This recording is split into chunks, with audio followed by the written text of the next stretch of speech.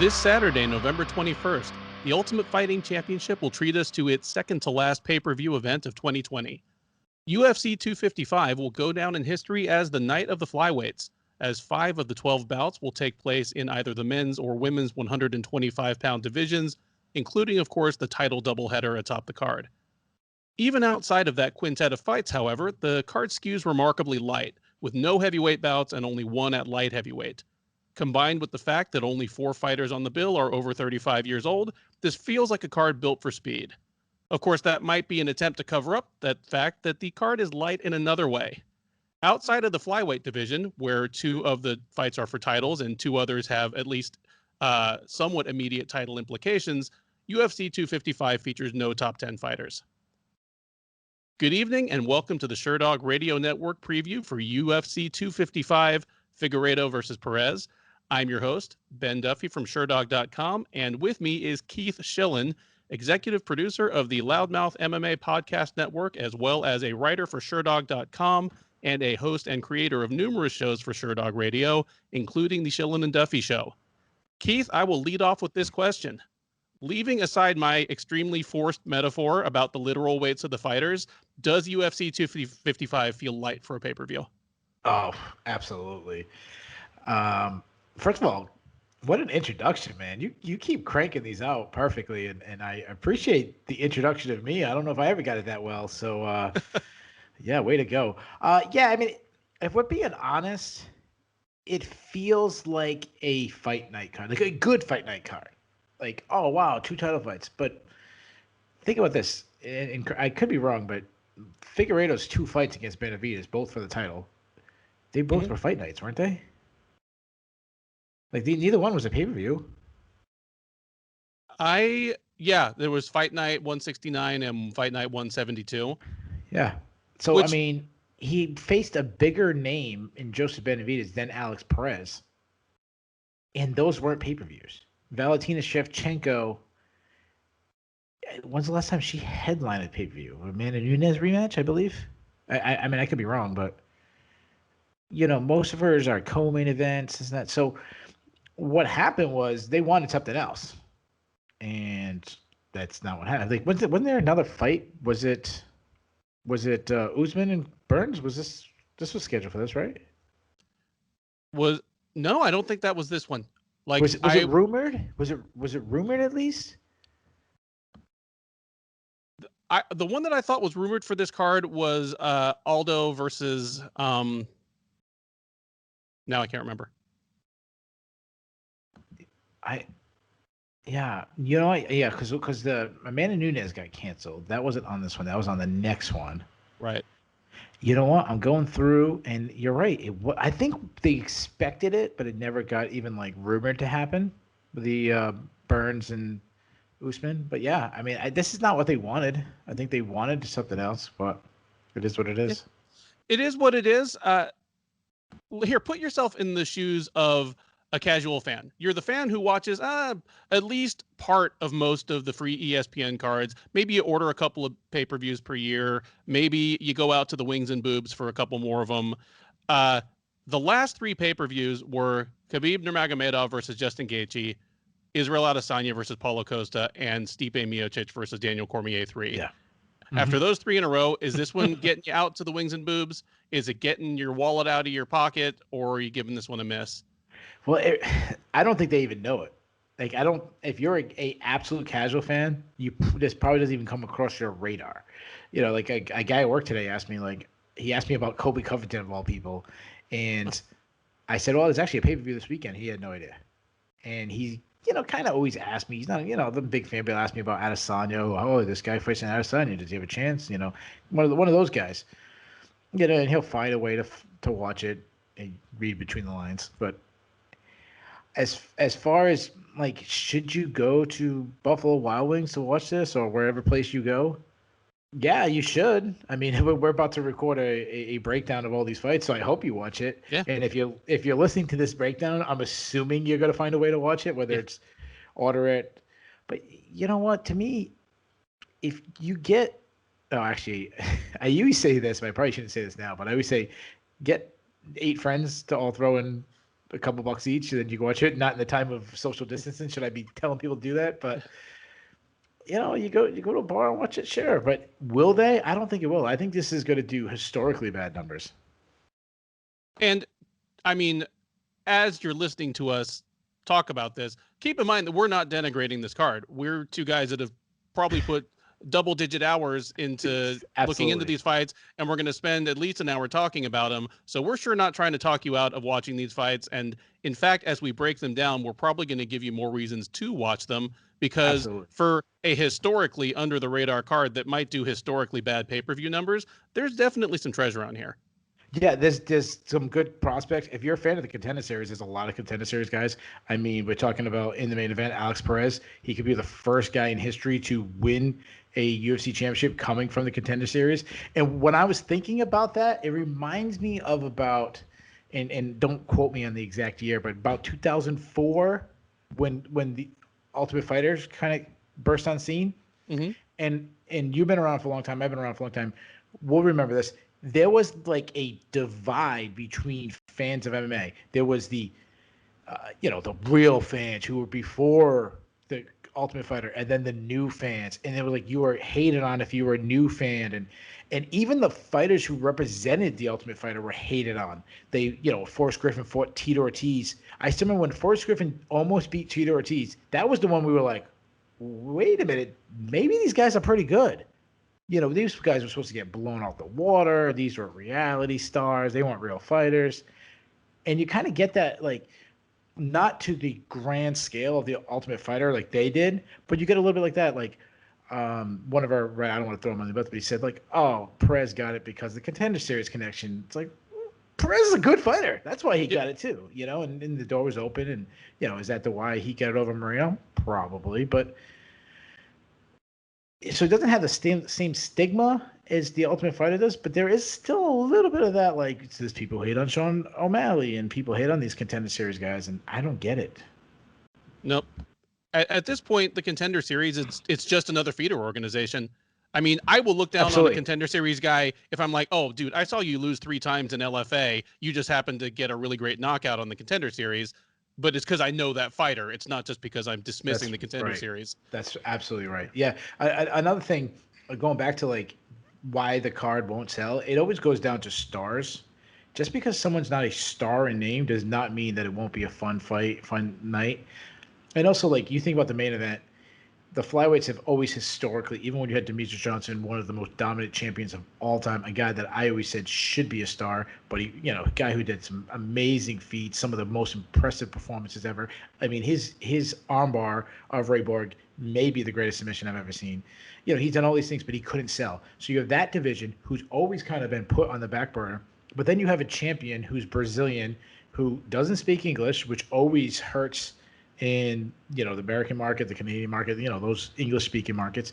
But you also have a Brazilian with a weird, tough to pronounce last name, which I would say up to a year ago there was hardcore fans who didn't know how to say his name. Never mind casual fans. You got Alex Perez, who nobody knows who he is, other than hardcores. Even Jennifer Myers, like, she's another Brazilian, doesn't really, I mean, she speaks English a little bit, but she's not, that's not her dominant language. She's not one of these women who, and I shouldn't even be saying this, but she's not one of these women who like sells herself by her sex appeal. She's not like, she's not posting her ass all over Instagram, So there's not really, I mean, what's the most marketable? You watch the Embedded, what's the most marketable thing on the Embedded or the Countdown show? That Valentina Shevchenko can shoot a gun really good? They definitely go back to that a lot, because even though her English is great, she's just kind of awkward and cold on the mic. It's interesting. Yeah. Like, yeah, she has a pleasant personality. I mean, I've covered events live. I've been in media scrums and asked her questions from 3 feet away. She's perfectly pleasant, but what she puts there just kind of lies there on the plate. Like, she's not a shit talker, which that's great. We're not short of those, but not especially funny, not especially open. She's just kind of, very professional. And apparently that's not, that is not overcome by the fact that she is arguably the most dominant fighter in the sport right now in terms of what they're doing to their own division. And a subjectively attractive woman. And yeah. Yeah, absolutely. She's the person, if she was your neighbor, she's the one you wave to while you're taking out the trash and you say hi. And if you're cutting the grass near that line, maybe you stop and talk for a minute. But she's not the neighbor you invite over to watch the Patriots game on Sunday. That's the other side neighbor. Well, especially when you see like the Glock tattooed on her rib panel. Yeah. Yeah. That's when I make sure none of my trash is blowing into her yard. That's and, right. Absolutely.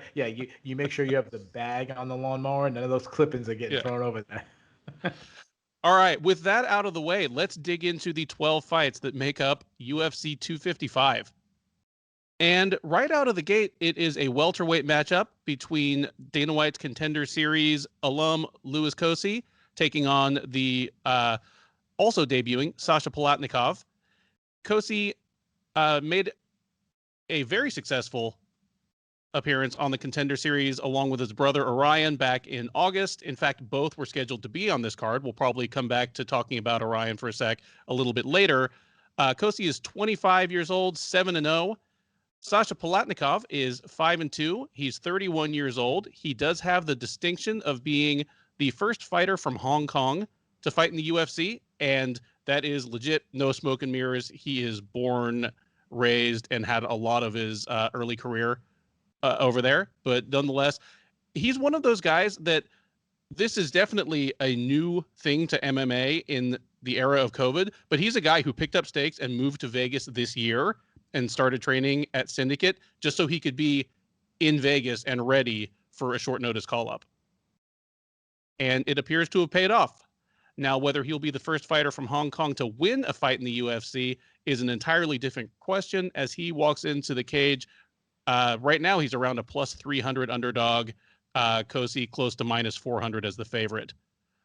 What do you think about this one, Keith? Well, right away, the betting line seems a little off to me, just simply from the fact that this is the battle of two fighters that there is not much tape out there to study. The reason why I say that, Cosce doesn't have any tape study because he just buzzsaws everybody. So, I mean, his fights are out there, but they end in 15 seconds, 35 seconds. You don't get to see much from him. Even on the Contender Series, I think his win in the Contender Series was like a minute long. Yep. You go over to Palatnikov, there isn't much film on him simply because, as you mentioned, he lives in Hong Kong. I think he's fought in like the Korean MMA circuit, which is not the easiest one to find. So out of every fight on this card, this is the one that I've got the least tape study on. Cosce, I did do tape study on him for the Contender Series. I mean, he's the younger brother of the two Cosces. He's a fantastic athlete, very explosive, very aggressive, very violent. One of these guys just seems like he likes hurting his opponents. He's got big crushing power, fast hands, really good high kick that he throws. Like he gets blocked, but that's okay because he throws it so hard. He mixes that high kick in with his combos, which I've talked a million times. I just love that variety. He does have a wrestling background, though I haven't really seen it based on him just knocking guys out so quickly. Once he's on top, from some I have seen, just brutal, vicious ground and pound. I am worried about his cardio because we haven't seen him go the distance yet. I think every one of his fights has been a stoppage. So that's a little worrisome. Move over to the Hong Kong fighter, which just seems weird to say. Also a good athlete. He has some basic boxing. He keeps his hands a little low. He also throws one strike at a time, which I really don't like. Good kicks, though. He must have some kind of karate background because he has a little like bladed stance, spinning attacks, spinning wheel kicks.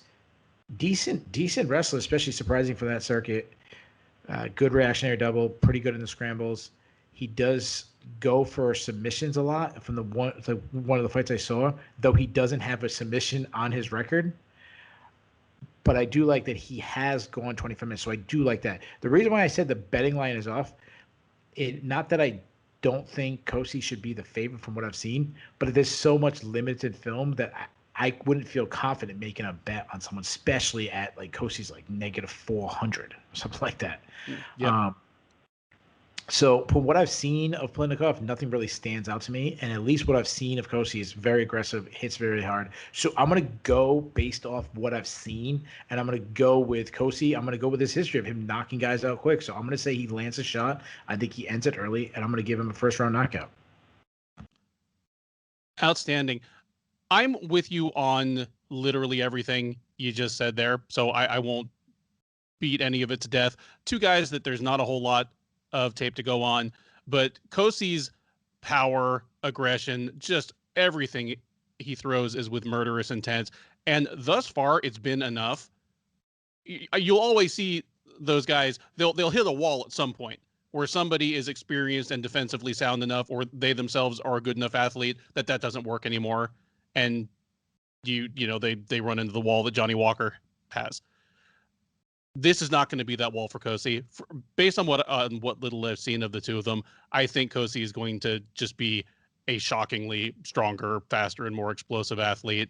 And I also have him catching Palatnikov with something in the first round and knocking him out. Second fight on the prelims is a middleweight scrap between Kyle Daukaus and the debuting Dustin Stoltzfus. Daukaus is 9-1 overall. He is 0-1 in the UFC, having made his debut back in June. That was a decision win and a pretty good fight against Brendan Allen, who's also a pretty well-regarded prospect.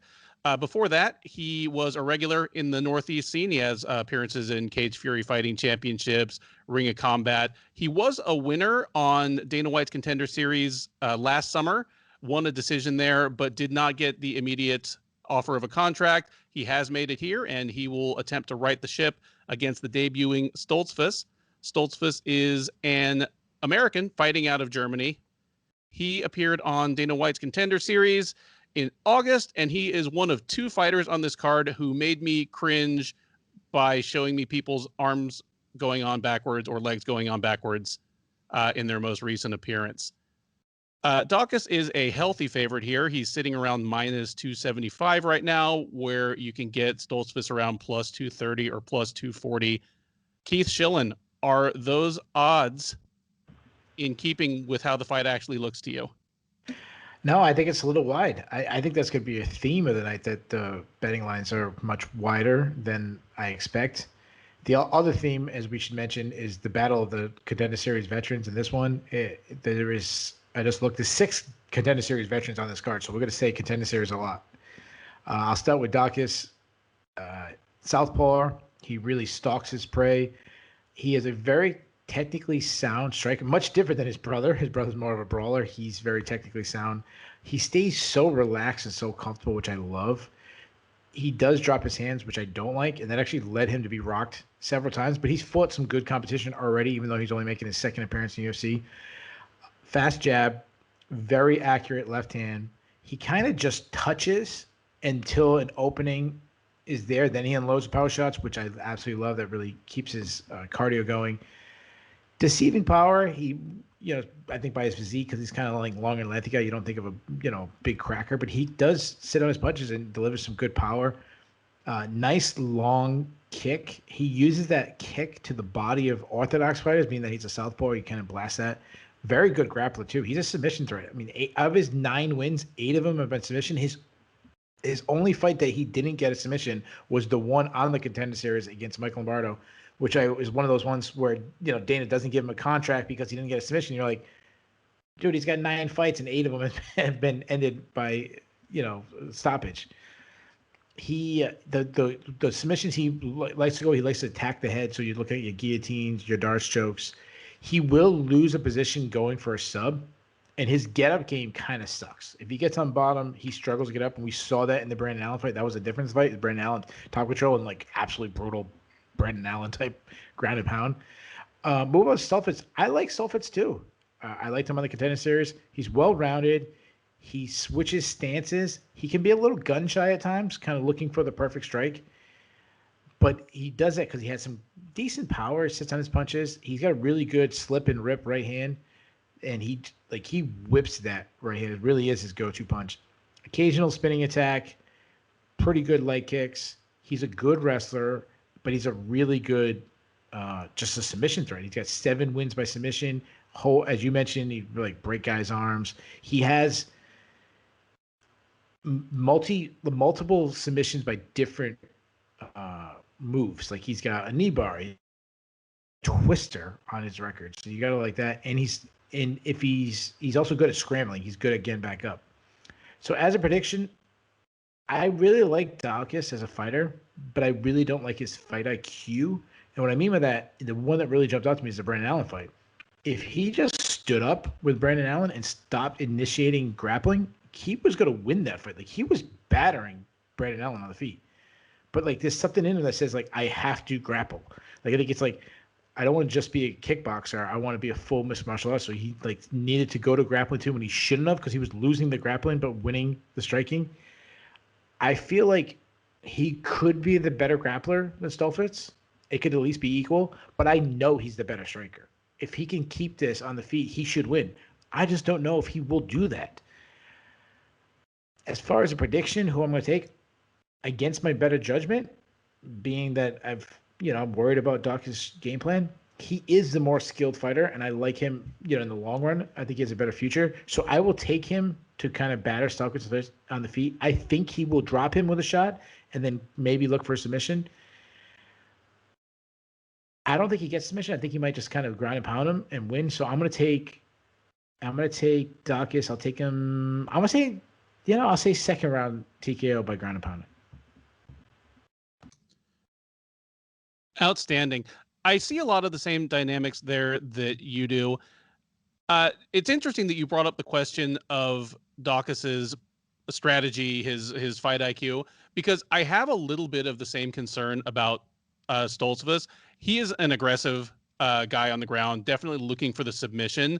And, given the limited amount of video I've been able to see on him, maybe a little overwillingness to be in the scrambles down there and looking for submission over position. I think if he spends too much time down there, that's going to be danger zone for him against Daukaus. Daukaus is a serious step up from anyone Stoltzfus has fought before.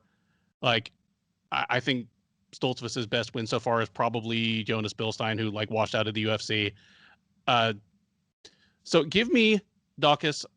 I'm going to take him by submission in the second round. I think he's going to sting Stoltzfus. Stoltzfus isn't going to like what he's getting. Maybe, shoot, scramble ensues, and we either get Daukaus' sixth Bravo choke, or maybe he takes us back and gets his third rear naked. That brings us to the third fight on the UFC 255 prelims, where UFC veteran Alan Jouban will welcome the debuting Jared Gooden to the octagon. Jouban is 16-7 overall, 7-5 in the UFC. He is 37 years old. Gooden is 17-4 overall. He is, as stated, making his UFC debut, having spent some time in a lot of the usual suspect feeder leagues for the UFC, Titan Fighting Championship, LFA. But he is stepping up now, the 26-year-old from Atlanta, Georgia. He is just a slight underdog. You can get him around plus 120 right now, where Jouban is around minus 140 or minus 150. I think this one comes down to whether you believe in Alan Jouban still. He is 37 years old, and for me, the charm of Alan Jouban is that he is an incredibly good-looking man. He is a literal magazine model who sells, cologne and slacks and stuff like that, who fights as though he does not give a single solitary damn about his face. He's a wild man. He never met a brawl he didn't like, but as you get into your late 30s, as you push towards 40, as you continue to fight in a division which by the eyeball test must be quite a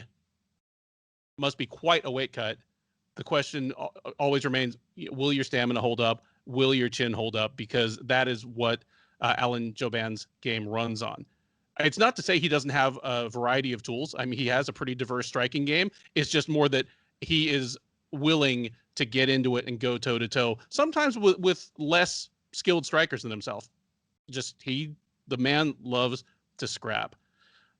He is 1-3 in his last 4, but the last one, the split decision loss to Dwight Grant back at UFC 236 last year, It was a split decision loss. He was incensed about it. Actually made the front page of Sherdog just calling out the refs who'd called it against him. And I'm slightly inclined to agree with him. I gave him that fight as well. So as far as I'm concerned, he should be on a 2-fight winning streak right now. He's taking on someone in Gooden that I think if you ran this fight even a year from now, I would handily favor Gooden in. But as I said, it comes down to whether you believe Alan Jouban has enough Jouban left in the tank to keep doing his thing. I do think he does. I don't know if we see a finish here, but I think Jouban is going to win this one just after winning 2 out of 3 rounds, probably the first 2. He tends to be a pretty sharp starter. Am I crazy, Keith? Well, no, absolutely not. I like the betting lines of this. It's very close. Like, I was okay with either fighter being the favorite. I just think this is one of the hardest ones to pick, and I think you hit it right on the head. It's hard to pick because what do we have in Alan Jouban? He's 38 years old, and he hasn't fought in 19 months. I mean, he's at the age where you expect to decline. He fights in one of the weight classes. This is not heavyweight where 38 is still young. I actually agree with you on the Dwight Grant. I scored it 29-28 for Jouban. That was 19 months ago. I just looked on MMA decisions. I scored it 19 months ago for Jouban. I rewatched it this week. I scored it again for Jouban. Very close fight, though. You said Jouban likes a brawl. And I agree to a sense. It really depends on who he's fighting. Because a brawl to me is bad Jouban. Because, he brawled with Nico Price. That didn't work out for him. He brawled with Bilal Muhammad, and it did work out good for him. But he played it smart. Like, he's got enough skills that he can play it smart. You think about, like, the Mike Perry fight. He did not brawl with Mike Perry. He did not brawl with Dwight Grant, even though it didn't work out for him. But I think he actually was a little gun-shy in the Dwight Grant fight, and that's probably why he might have not got the decision. I think he's pretty intelligent. I think he's a technically sound striker. He definitely likes a counter strike. So if your opponent's very aggressive on him, that might draw out the brawl from him. He's a southpaw, which is good. He uses good movement, cuts angles well, good vision, uses feints well to draw out his opponent's strikes. So good straight punches. One reason why he probably shouldn't get in brawls is he doesn't have one punch knockout. That's not Alan Jouban's game. He's a guy that should jab, move, and throw a lot of kicks. When he throws kicks to the body, kicks to the legs, that's good Alan Jouban. He can sneak in a takedown. I think he's a very underrated grappler. Though he doesn't use it enough. It's something he should use, especially as he gets older and you start slowing down the reflexes. You should become a lot more grappling heavy. If you can sustain that cardio, though, because that's kind of like the balance. Like, the more grappling heavy you have the cardio where you can do that. I don't know. But it will protect your chin. Jaron Gooden, I think, is a really good addition to the UFC roster. As you mentioned, he's 26 years old, so he's kind of just entering his prime. He's got a lot of experience. He's got 21 professional fights. He's a big dude for the weight class. He's shredded. Everything's short with him, short punches. We talked about K.S. Williams with his short punches the other day with his knockouts. Not a lot of tells. He just kind of throws them straight down the pipe. I've heard people call him a knockout artist, and I don't think he is. I think it's like almost the opposite. He just kind of just touches, and everything comes off for jab. Like, I actually think he's more of a technically sound fighter than a knockout artist. I actually think that he loses power because he throws a lot of arm punches. He does do well. Like, he's a range striker. That's really what he is. I like that he targets the body, and I think that's what you get with someone who's got 21 fights under his belt. He does throw the lead rear uppercut, which I hate, which will get him knocked out against someone like someone like Vicente Luque or Jeff Neal will put him to sleep if he tries something like that. He doesn't handle pressure well. He likes to be the one kind of coming forward, which won't be that big of a deal going against someone like Alan Jouban, because Alan Jouban, he's not a very explosive guy. Gooden is a decent wrestler and some great ground and pound. So to basically this big long run on who I pick, like I said, this is one of the hardest picks. I wonder how committed Jouban is to the fight game as a fighter. I mean, he has his podcast. He has, he's working the desk. He has modeling. Like, he has other things where he could be very successful, and he's good at. Gooden, he's young. He's been way more active. So that is why I'm worried about taking Jouban. But I am going to take him just based off what I've seen.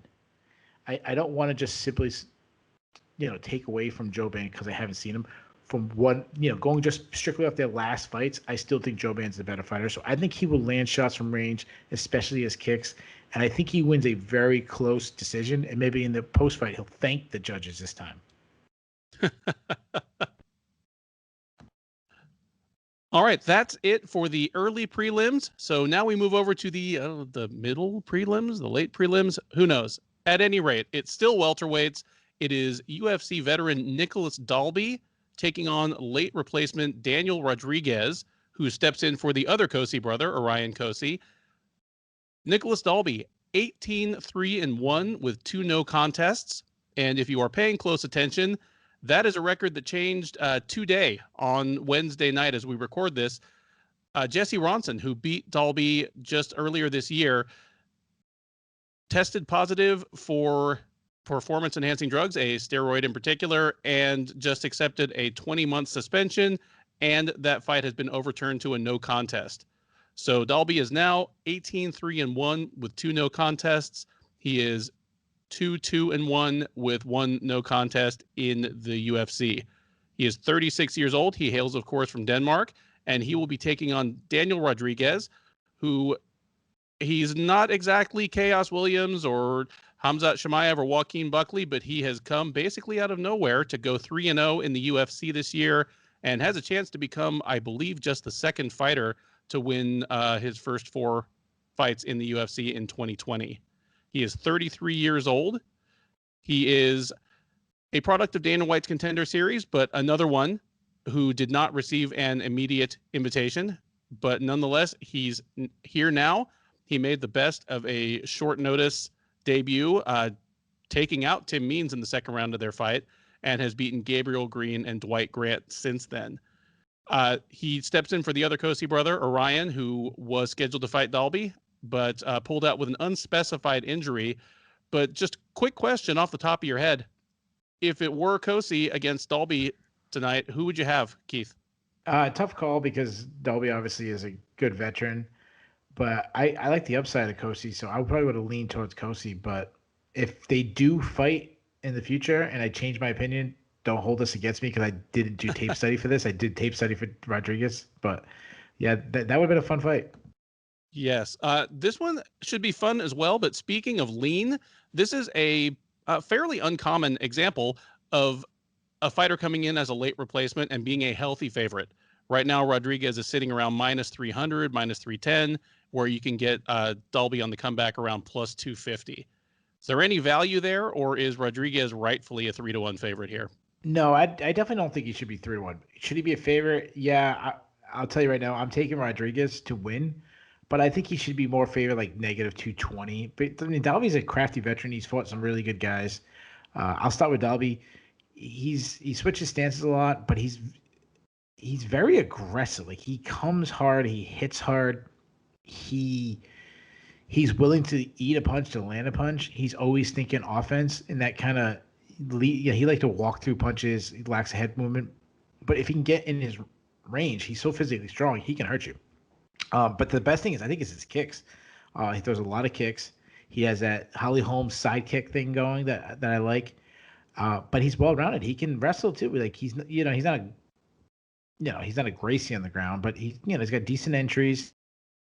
He's strong, so if he gets on your hips, he's gonna lock his hands, he's gonna lift you up and slam you.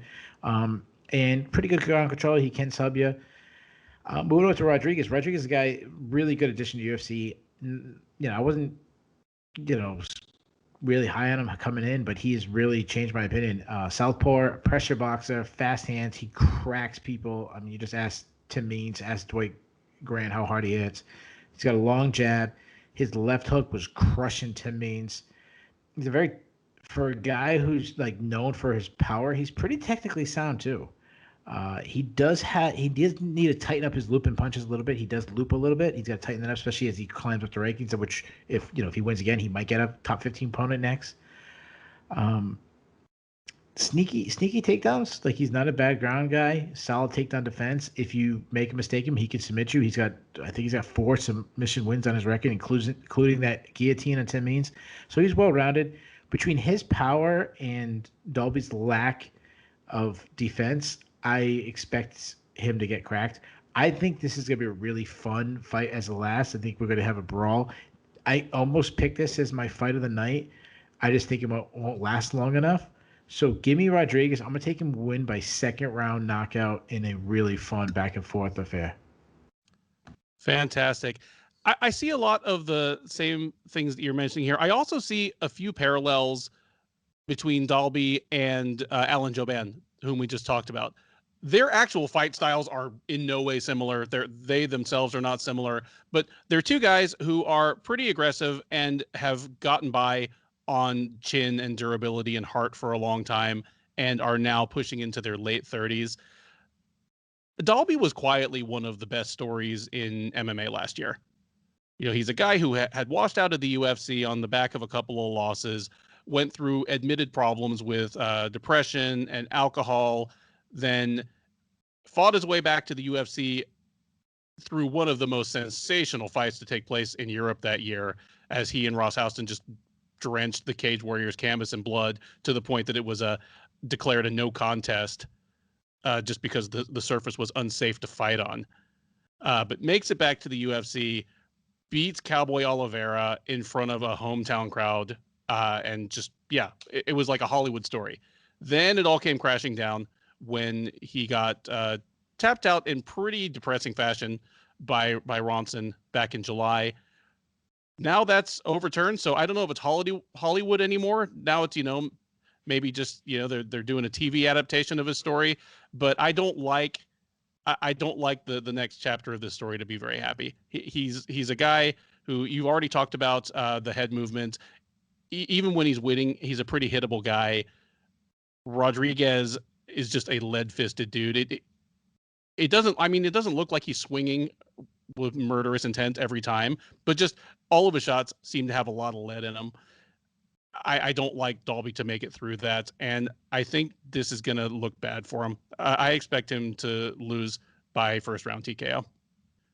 We move on through the prelims to our first flyweight bout of the evening. It is Antonina Shevchenko against Ariane Lipski. Shevchenko, the 35-year-old older sister of the UFC flyweight champion, is 8-2 overall, 2-2 in the UFC since making her way through the Contender Series. She is taking on former KSW champ Lipski, who is 13-5 overall, also 2-2 in the UFC, and is just 26 years old. Odds are fairly close. Shevchenko sitting around -150, -160. Lipski, you can get her around +130 right now. You'll be listening to this through audio, but I'm looking at Keith right now, and he is shaking his head. So I have the feeling we might be hearing, if not his upset special of the night, at least a prediction of an upset. What do you got for me, Keith? Well, I'm shaking my head because this is the fight I've been dreading ever since we decided we're going to make predictions. Simply because I just hate taking Shevchenko and Antonina Shevchenko's fights. I hate picking her. A couple of weeks ago, we made predictions on Stefan Struve versus Tai Tuivasa, and I said instantly, like, I know I got this wrong. Like, this is gonna be the same. Like, I'm gonna get this fight wrong. So I'll start with Shevchenko. Like, incredible striker, but so one-dimensional. She is one of the she might be the best striker in the women's division, like including her sister. Like straight striking, she's incredible. Pressure fighter, a pressure striker, I should say. Her accuracy is tremendous. She darts in and out of range with a combination and lands easily. Her straight left right hook combo is fantastic. She has a great jab, kicks everywhere. She's not bad in the clinch either. She can land knees and elbows there. She's, taller woman. But her wrestling is nothing short of terrible. I mean, she made Katlyn Chookagian look like Jordan Burroughs. She can't get off from the bottom at all. And what's surprising about it, this is a girl who comes from a judo background. She grew up practicing judo. It's like, how could it be that bad? Like, did you ever get past white belt? Move over to Lipski. Like, Lipski's young. She's still only 26 years old. As you mentioned, the former KSW champion. So she has a lot of, credentials coming in. She's a good striker herself. She's a pressure striker herself. She's more of a volume striker. She'll just beat you. With her output. Decent power, solid kicks. She's a weak offensive wrestler, but she is a submission threat. So, man, if Lipski turns this into a wrestling match, she easily wins, even though I don't think she's that good of a wrestler. However, I don't know if she will. Like, I don't know if she has that ego. Like, Katlyn Chookagian is known for striking. She went right to the wrestling. She didn't have the ego. Does Lipski have that ego? I think she might struggle getting this fight to the ground. I think Shevchenko just lands, and I think she picks her pot. So I'm taking Shevchenko by unanimous decision, but instantly I already regret that pick.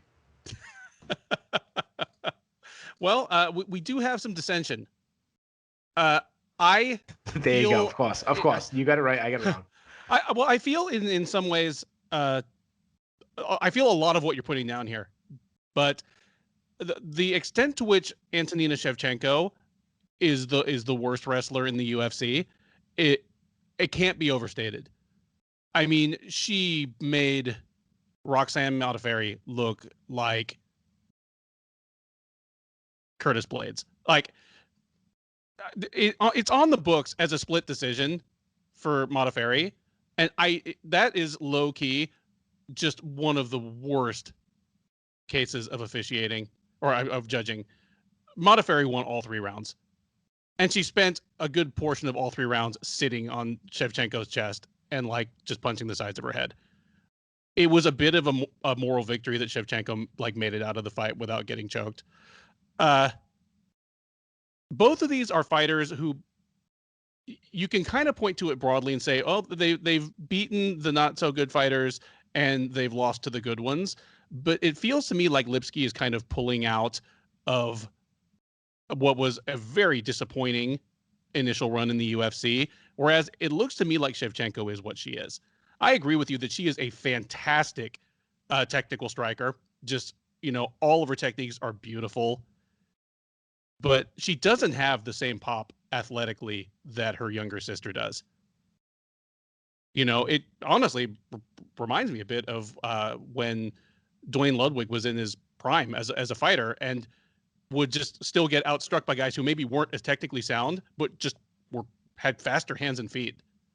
I'll just never forget him getting busted up by Paul Daly. That's what Shevchenko feels like to me. Like, against the right opponent, she can just put on a striking clinic, but against the wrong opponent, the fights are just kind of dreadful, and fighters who aren't as good a striker as she is kind of are able to stay in it. And against the wrong kind of opponent, she puts on a wrestling clinic for the other person. I do have enough faith in Lipski to take the easy road here. Give me Lipski by decision. Yeah.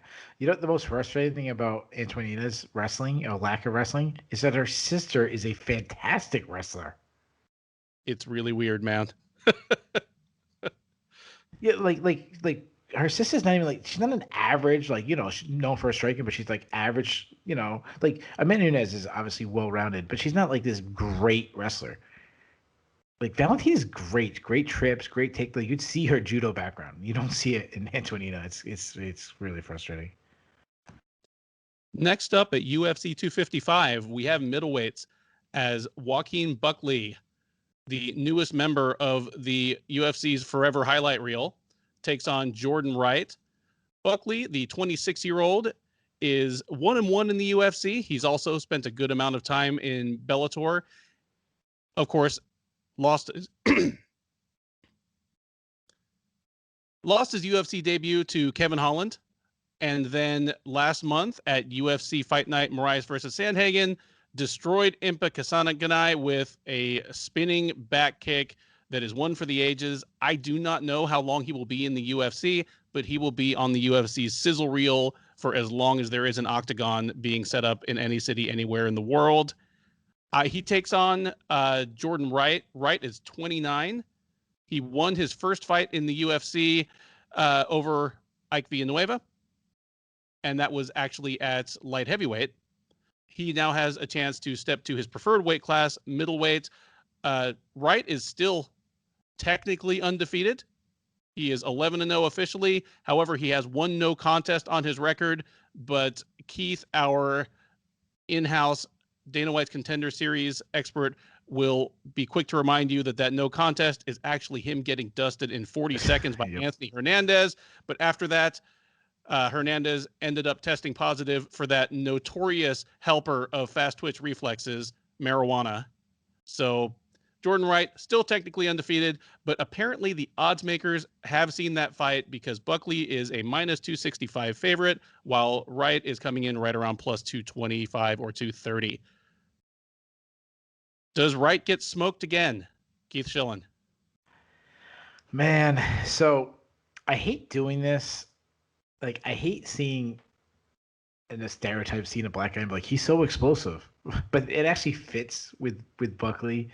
He's insanely athletic, insanely explosive, southpaw. What I like about when he explodes is he's not a Tyron Woodley, like one huge shot explosive. He explodes with output. I mean, he came right after Impa Kasaganai throwing combinations. He's got tight hooks behind his kind of bob and weave style, kind of gets him in range to unload big combinations. He does well to hide his chin behind. He tucks his chin and hides behind his shoulders, keeps his shoulders high in that bob and weave. He loves his like straight left from the power, from the power side, straight left. Not bad like wrestler either. He'll take his opponent down, back on the feet, good kicks, hard kicks. He doesn't really check him. If he gets in your hips, clinch takedowns, hard ground and pound. I'm worried about his cardio because he throws everything so hard, but I haven't seen him gas out yet. Move with Jordan Wright, as you mentioned, he did get knocked out. He kind of feasted on low-level competition, kept cutting his way into the UFC before the Contender Series. Even his one fight in the UFC was Ike Villanueva, as you mentioned, like taken on very short notice. That's not that impressive. He is big for the weight class. He's a big guy. He comes from like a karate background, keeps his hands low, lots of kicks, loves the spinning attacks. Chin might be an issue as he's faced, in my opinion, probably one UFC level guy and he was easily knocked out. He's not a big puncher himself. He doesn't have a lot of power. His best area is probably his plum clinch, the Muay Thai plum clinch. He's pretty good in there. Because he's got pretty good height and he throws those knees right up the middle. Okay wrestler, decent submission threat. Who am I taking? I'm taking Buckley. I think this is a mismatch, and I'm trying to like pump the brakes on Buckley just because of that knockout. Like don't get too high on him because of this crazy knockout, but he's just too fast. Hits too hard for Wright. I think he blasts him right in the first round, and I think even though he had this insane knockout, add on another back-to-back, like I think it's gonna be a brutal knockout, and I think the buzz around this guy's gonna be going through the roof, and then his next fight will be like a co-main event or a top 15 guy. Like it's gonna be something where he just jumps so high getting his next match. I'm with you. No spoilers. I have Buckley by first round knockout in this one as well. And I also had that sensation of needing to, tap the brakes just because he did something once doesn't mean he'll do it every time. But Wright is exactly the kind of fighter that it's a setup for him to knock somebody's block off. I figured I had the book on Buckley going into his last fight in Bellator against Logan Storley, who is still one of the prospects in the sport that I'm highest on, regardless of his recent loss. I watched his fights leading up to that, and then obviously I watched the Storley fight, and he got completely big brothered. He just had no ability to stop Storley's takedown. I think part of the problem was his insistence on cutting to 170. He looks like a different man at 185. Just better cardio, plenty of power. It's not as though he's moved up and I can't knock people out anymore. That is manifestly not true. So he's a whole different fighter at 185. I don't have a good handle on what his ceiling is yet, but his floor is above Jordan Wright's head. He's gonna knock his block off. I don't know if it'll be another knockout of the year contender, but I think he just catches him with something and then starts the ball rolling downhill, and this is over in the first round knockout. That brings us to the featured prelim of UFC 255, and we are once again in the flyweight division, and this one is a burner. In an example of all the moving parts that go into putting together cards in the era of COVID-19. When Alex Perez got the call to move up to the main event, when one of the fighters was forced to pull out, Moreno was looking for an opponent. They bring in Royval, and all of a sudden we have what, in fans' opinion, appears to be a front runner for fight of the night. Moreno is 17-5-1, 26 years old. He is 6-2-1 in the UFC. He's taking on Royval, who is 12-4 overall, 28 years old, 2-0 in the UFC. Moreno is a moderate favorite, sitting around minus 190 right now, whereas Royval is available around plus 165. Keith Shillan, is this a front runner for fight of the night in your mind, and who do you have winning? Okay, so that's a really good question. Is it a front runner? I'm going to say no, simply because it's on the prelims, and the UFC kind of like the higher up the card, the more weight that kind of gets. But I'm going to pick it as my fight of the night anyways. I love this fight. I think both guys are really, really good. I'll start with Moreno. Brandon Moreno, he could have got the call to the title fight over Perez. I mean, he was higher ranked than him. I don't really know why they picked Perez. Maybe it was the Contender Series connection. But, I mean, you could have made an argument for Moreno to get the title shot instead of. So I say that even though I actually thought Moreno should have lost his last fight against Formiga. It was a fantastic fight, but I actually thought Formiga won that one. But Moreno, he's well-rounded, very good boxer, fast hands. I love his, he sets up his shots with his shoulder rolls. He kind of feints with his shoulder rolls.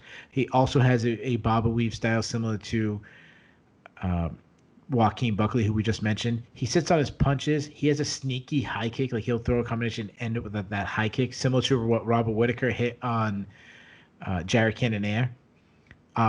His jab has just come so far. He worked Kai Kara-France with just his jab, just worked him up with it. He mixes in his punches and takedowns well. He is a little open to leg kicks, but I'm starting to think maybe I say that about every fighter. Just I don't know, just something I picked up. Great in scrambles, good takedowns, hard to submit, hard to hold down.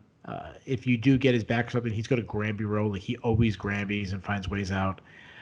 Move over to Brandon Royval, Factory X guy. So athletic, southpaw, constant pressure, high volume, long and lengthy. Oh, he has the long jab, but he uses his length not how you expect. You expect him to try to keep distance. He does the opposite. He actually closes the distance with his length.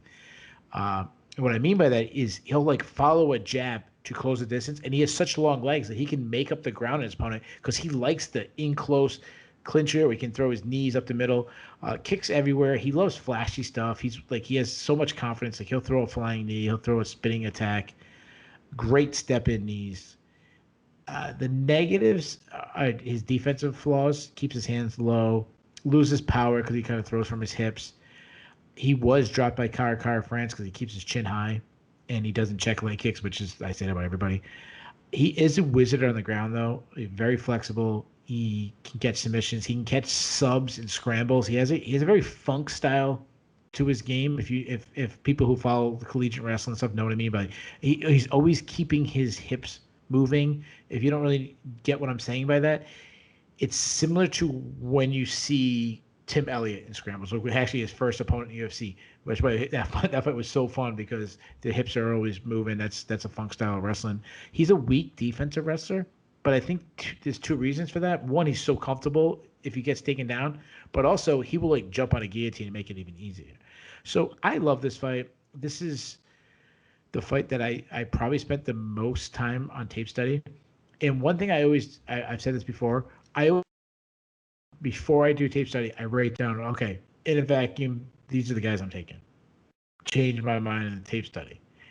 There's been two fights that I jumped sides, and this is actually one of the ones that I jumped sides during my tape study. I'm actually going with the upset here, and I'm taking Brandon Royval. His length, those step-in knees, he seems like he's going to land either the front kick down the middle or step-in knee, plus the submission threat. I just think he has so many avenues. So this is my first upset, but this is not my upset of the night, but this is my first upset I'm taking on the card. I'm taking Brandon Royval, and I think if he wins this fight, I think he's actually going to take on the winner of the main event for the title. I'm glad you brought that up because, as I said off the top, not only are there 5 flyweight fights on this card, but all except for the Antonina Shevchenko versus Ariane Lipski one have pretty immediate title implications. Like, this one might very well determine the next challenger, whereas the one we'll talk about in a little while here, at least put somebody on the doorstep. I hear everything you're putting out here, but we are going to have more dissension. I have Moreno in this one. I just really believe in the guy since he's come back. He's another fighter that I thought the book was written on him when he was kind of like flushed with the exodus of the flyweight division. He was on the back of 2 losses at that point. He's come back and he's looked different. He's still a wild man. Like he is a wild, exciting fighter to watch both on the feet and on the ground. Just it feels very much like off the cuff creativity going on, even though it's probably the result of, many hours of fighting that way in the gym. Yeah, I also found the win over Formiga like a little iffy, but on the flip side, I thought his split draw against Askarov was a pretty clear victory for him. So it comes out in the wash. He's at least been there in his last 3 fights in the UFC against some solid competition. Like Formiga, obviously, had been very recently a top 5 flyweight. Askarov is still a very, very promising prospect. I think he's looked better against the highest of high-level competition that both guys have taken on. I have Moreno to weather some danger because he weathers danger in all of his fights, but to win a very entertaining decision over Brandon Royval. And this will deserve to be fight of the night, but it won't be because that's how this works. And with that, we enter the pay-per-view main card of UFC 255 with the heaviest fight on the card, featuring the oldest fighter on the card. It is Mauricio Shogun Rua against Paul the Bear Jew Craig. Rua is 27-11-1 in his lengthy and storied career. He's 11-9-1 in the UFC. He will be 39 years old in about a week, and he is rematching a recent split draw with Craig. Craig, the 32-year-old Scot, is 13-4-1 overall. He is 6-4-1 in the UFC. Craig is a slight favorite right now, sitting around -170, where you can get Shogun at +150. I'll just go on record as saying that this fight does not make a lick of sense. This is not a term I use loosely or easily or often, but Shogun Rua is a living legend. He's pushing 39 at this point. He has nothing else to prove. He owes nothing to anybody other than he owes himself and his family the best living he can make for them and the best future he can buy for them. But at approaching 39, I don't know if this is his last fight or he has 3 more fights. But this is legacy mode. Even though he is kind of creeping around the edges of the light heavyweight top 15 right now, just because the division is so depleted, he hasn't had the look of a fighter who has another title run in him. This is his victory lap. These are his legacy fights. And this one is going to be a rematch of what was not a real fun fight to start with. And even if he just blows him out of his sneakers, when we're talking about Shogun Rua 20 years from now, we're not going to be like, hey, you remember when he knocked out Paul Craig in that second to last or third to last fight? I don't see the purpose for it. And frankly, I don't see the purpose for it from the other side of the coin either. I don't know how much it does for Craig other than being able to tell his grandkids that he fought one of the greatest fighters of all time twice. Having said that, I do have Shogun in this one. I don't know if he will still be the underdog by the time they step into the cage, but assuming he is, this is my upset special because I actually feel pretty strongly about this one. Craig has carved out an impressive career by doing what Paul Craig does. He is a big light heavyweight, but for most of that time, he presents as kind of a slow-paced, slow-footed kickboxer, and his trademark move is getting whooped on for several rounds before submitting somebody. As slowed as he is, Shogun Rua is still a much, much, much better striker than Paul Craig. So for as long as this stays on the feet, he should mark him up. He still has excellent kicks. He still has crazy power in his hands. For a guy who came out of shootbox, he's one of the more defensively sound shootbox like OGs, for whatever that means. So Paul Craig's avenues to victory here are suddenly being a better striker than he's ever been in his career, or pulling out a Hail Mary submission over Shogun Rua. And Shogun's ground game, unless he's dead exhausted, is one of the more underrated skill sets in mixed martial arts history. Craig's a tough guy. I don't think he's going to get finished, but give me Rua by a fairly one-sided decision in a not terribly fun fight to watch. What do you got, Keith? So, man, that was fun. You got me excited about this fight somehow. I just shit on it as hard as I could. No, I know. I don't know why. It's like it got so bad that it actually started getting good to me. So you mentioned about the thing that actually the first thing you said that jumped out to me. You mentioned about Shogun being the oldest one on the card, and I kind of got sad for a second because wow, remember when it was the complete opposite? Remember when he showed up in Pride and he was the young 21-year-old and oh my God, who's this 21-year-old kid running through people? It's kind of sad. As far as legacy, I couldn't completely agree. This is nothing for Shogun's legacy. It actually hurts his legacy. I kind of wish we got to a point with certain fighters and we were like, okay, from this point on, they can continue to fight, but from this point on, we're not going to judge anything they do on their careers. I mean, BJ Penn would have been okay, he's fallen off. Stop right now. Nothing else matters. I kind of feel like we should have done that with Shogun 5 years ago. This is the rematch that nobody was calling for, but somehow we got it just because they had a draw. I will start with Shogun. I actually thought he lost his last fight to Nogueira. I thought Nogueira should have won that fight.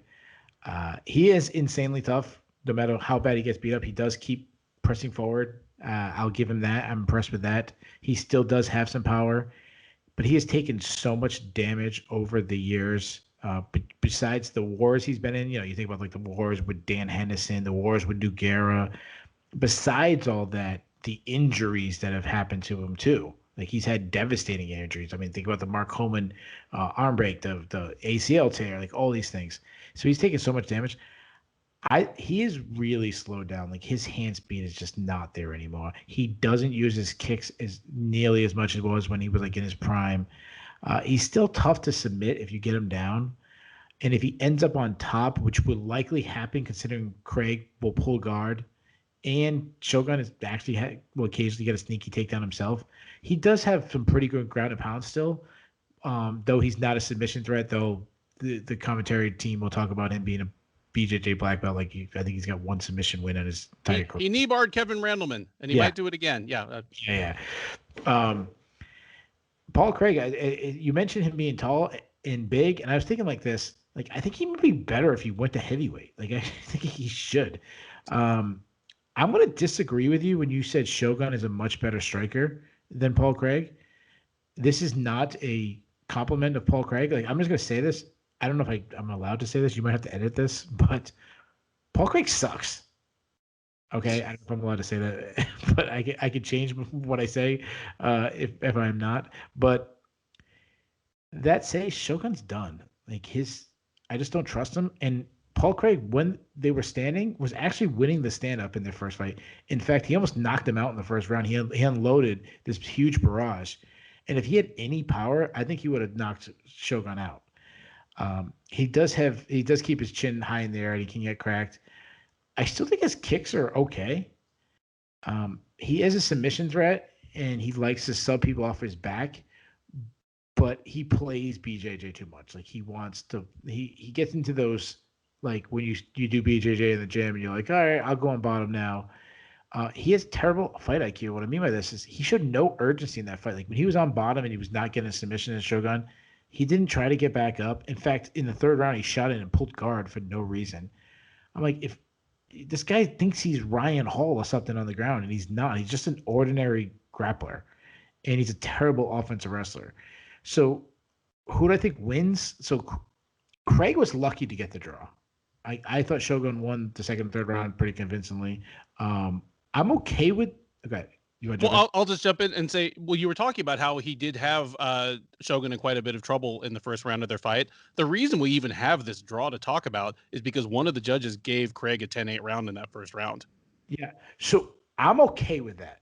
Like he did a lot that I'm okay with. I did not give it a 10-8 round, but I'm okay with a 10-8 round. But I'm still saying like he lost 2 out of the 3 rounds. So that's why I'm saying like he's lucky to get a draw. Though I scouted the fight for Shogun in the first round, I'm actually taking Craig. I think if he rewatches the film, I think he'll realize like, wait a minute, I was winning the stand-up if I just don't grapple with this guy, don't pull guard. Like I feel like Craig doesn't pull guard, he wins this fight. So I'm gonna take Craig, and this is probably where our biggest disagreement is. Like I think he's the better striker in this career at this point, which is really, really like this is why I want to see Shogun retire, because Shogun should not get outstruck by Paul Craig. And if he knocks out Paul Craig, I'll be like, all right, well, that's what I get. Like I picked Paul Craig. But like I shouldn't even think about picking Paul Craig over a legend like Shogun. So I'll take Paul Craig. I'm taking first round knockout, but I hope I'm wrong. No, I don't have anything against Paul Craig, so not like I'm not rooting. I don't want to see Shogun get knocked out. So that's what I'm rooting for. Well, we have disagreed on a couple of fights so far, but on other ones like Shevchenko versus Lipski and Moreno versus Royval, it sounds like we see the fight pretty similarly, but we just kind of differ on which route it'll take. Here, there's actual disagreement. Yeah. And seeing how we have a recap show scheduled for like half an hour after the main event ends, like if I develop sudden laryngitis, it's because you were right and Craig boxed Shogun up. So you know, like don't let me lie to you. It'll just be me chickening out. That just sounds weird to say like Paul Craig outstriking Shogun. It just doesn't seem right. It's depressing. Moving up the main card, we have yet another high stakes flyweight contest. Katlyn Chookagian taking on Cynthia Calvillo. Chookagian, the recent UFC title challenger, is 31 years old, 14-4 overall, 6-4 in the UFC. She is taking on Calvillo, who is 9-1-1 overall, 6-1-1 in the UFC, and has kind of been gradually morphing her way up to flyweight from strawweight, where she was a contender for a while.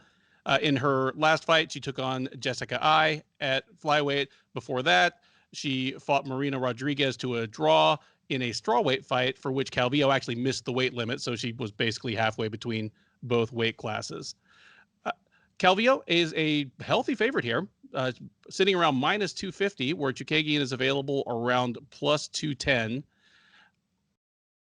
Before we talk about the actual dynamic of the fight, I'm just going to say that this feels like a high-risk proposition for the UFC, because if there's a problem the UFC has right now with this division, it is a lack of credible, immediate title challengers for Valentina Shevchenko.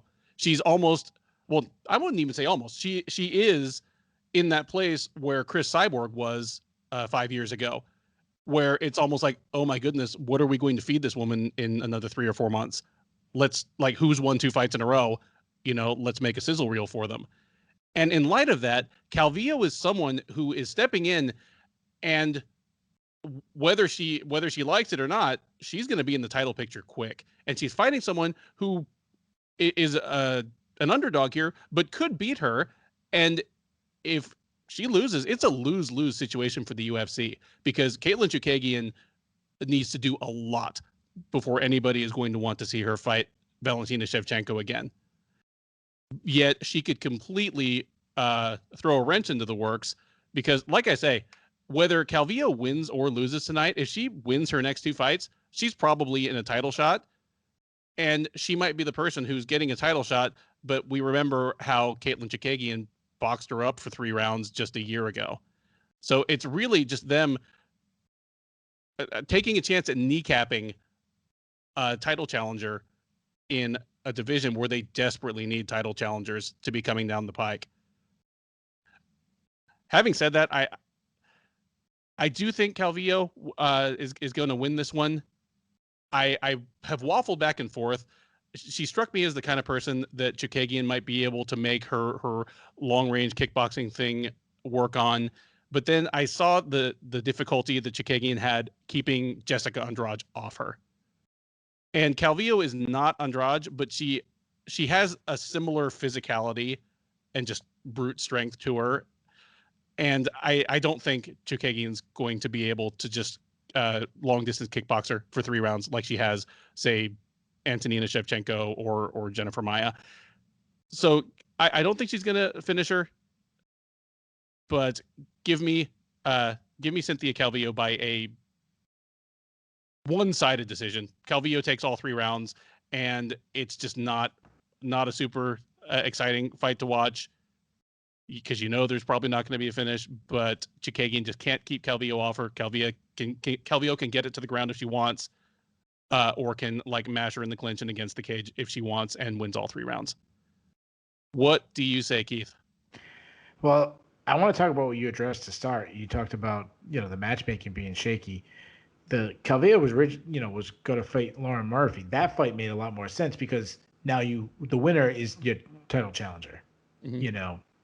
In the same sense, Katlyn Chookagian lost Jessica Andrade. It would have made a lot more sense if Jessica Andrade got this fight, because then same thing, the winner might get a title shot.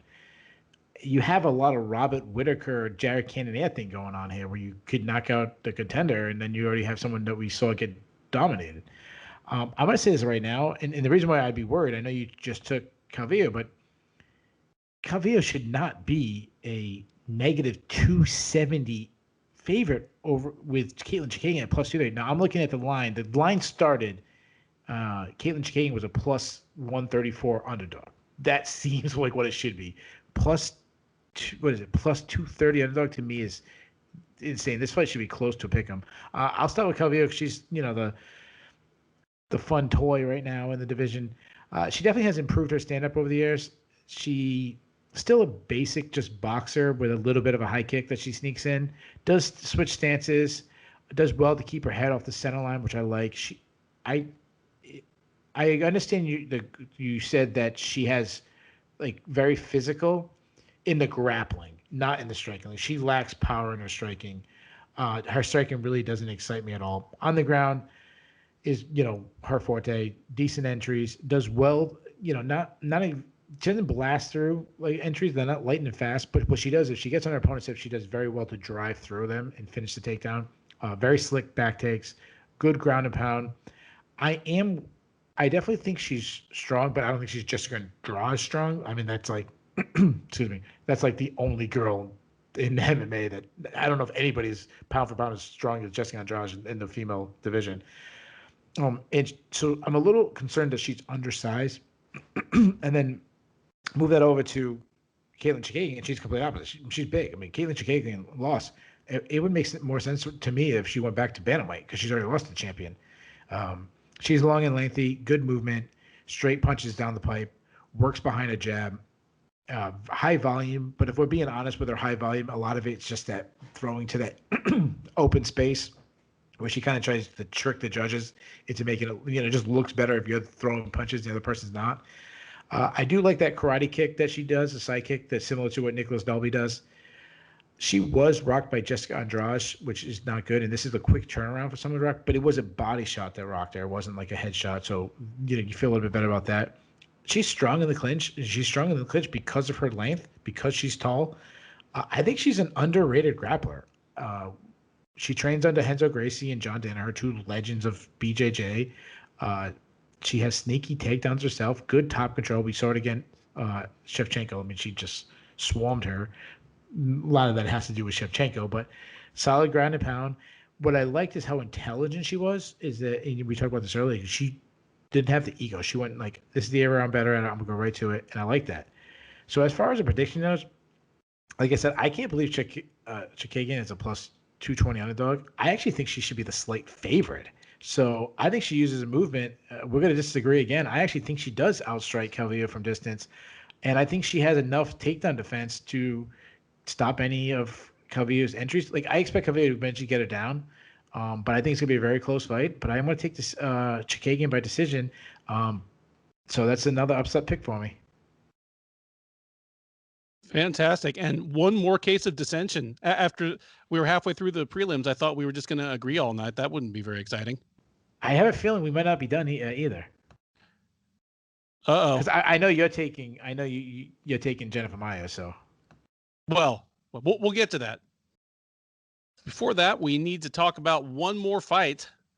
Let's talk about welterweights. Platinum Mike Perry versus Tim the Dirty Bird Means. Perry, the 29-year-old, 14-6 overall, 7-6 in the UFC, takes on Means, the veteran, 30-12-1 with one no contest in his career, 12-9 with one no contest in his UFC run. He is 36 years old. As of the time we're taping, Means is just a very slight underdog. He's at plus 130. Perry sitting around minus 150 as the favorite. First question out of the gate before we talk about kicking, punching, choking. In light of his litany of personal legal issues, erratic behavior, are you good with Mike Perry fighting for cash this weekend? Well, man, that's a tough question because I have two parts pulling me. Part of me says like this is prize fighting. They're not supposed to be role models. You know, these guys punch each other in the face for a living. We don't expect them to be stand-up people. You said the litany of things. That's what gets me. Like there's multiple things going on with him. If it was just his ex-wife accusing him of domestic violence, that's terrible. Listen, I'm a police officer, so like I shouldn't even have to feel like I have to justify like saying this is terrible. Like I arrest people every day for domestic violence, so nobody's more against domestic violence than I am. But if it was just allegations from his wife, and one of those innocent to proven guilty, like he should be allowed to fight. Like we can't have someone not make a living because of allegations. But it's like it's A, B, C, D. I mean, we have video of him punching an old man. He has these weird tweets on Twitter. He has, I mean, he doesn't even have a corner man. He's got this new girlfriend as his corner man, and just like all these things added together. He's talked about that he's been honest, like he has mental issues. So no, like I don't think Mike Perry should be fighting, but I don't like Mike Perry. I'll just be honest. I don't like him as a person. I have no proof that he beats up his girlfriend or his ex-wife, but just a gut feeling, I believe her.